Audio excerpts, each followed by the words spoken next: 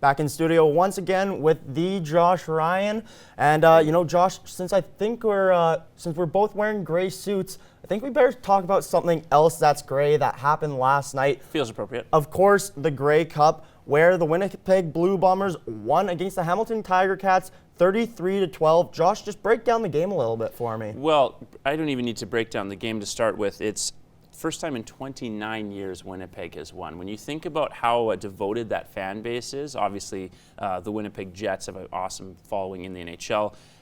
They didn't have the Jets for a long time, so the Blue Bombers are all they've had. Many years they haven't been in the playoffs, and to get this sort of win really means a lot to the city of Winnipeg. And there's so many different stories. You have obviously Andrew Harris winning Grey Cup MVP, 134 rushing yards, really special season for him in this special run in the playoffs. The other guy that stands out to me is Zach Collaros, a guy who started the season with a concussion, which is certainly no easy thing to recover from. Spends time on two different rosters before eventually ending up as the quarterback on this team. For them to then go on the run they did, upsetting the Stampeders and now winning the Grey Cup in Calgary is pretty remarkable. For sure, and you talk about Collaros, he's a guy, huge veteran presence just in that locker room alone.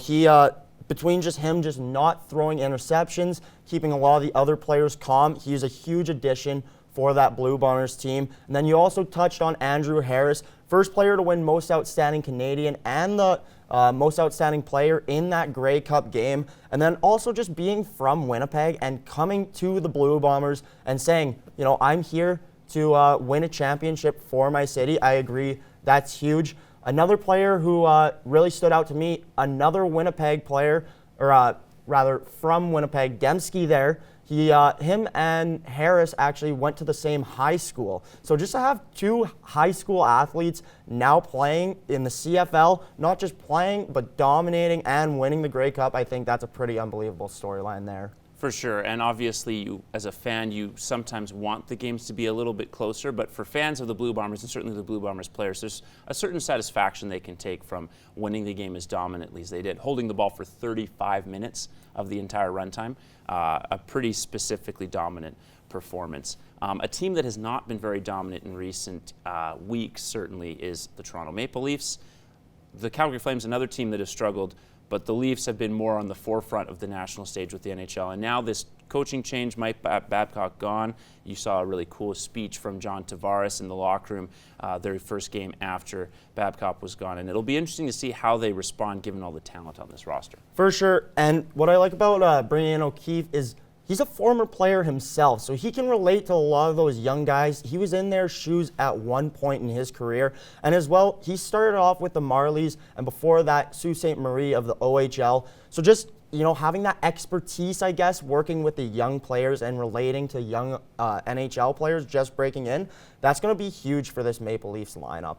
Absolutely. It's something that Toronto has done in a number of years. They've had really talented coaches come through the Marlies pipeline. Obviously, Dallas Aikens didn't work out very well for Edmonton, but he was highly touted because of his time with the Marlies, and they've really continued to move that on through the years. Yeah, and now talking about another Maple Leaf here, the Davis Cup Tennis Championship, for those who don't know, just wrapped up, and Canada walked away with quite high honors.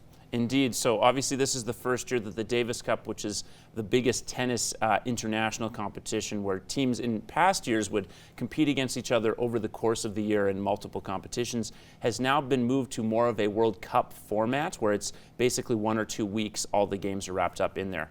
And a phenomenal performance by Canada. They defeat Italy and the United States, both higher ranked teams in the round robin, then Australia in the quarterfinals, then Russia in the semifinals, before losing to Spain, number 5 ranked team in the world who would win. Obviously, Rafael Nadal makes a big difference in the final, but it's a pretty amazing performance. Ali Yassim, the young phenom, he was injured for most of the week, so 150th ranked Vasek Pospisil fills in, and he beats multiple top 20 ranked players to get them in. So pretty amazing year for tennis in Canada. For sure. And I mean, like you said, just in Canada in general, all the championships or whatnot, the future's looking pretty bright for those Canadian tennis stars. Absolutely.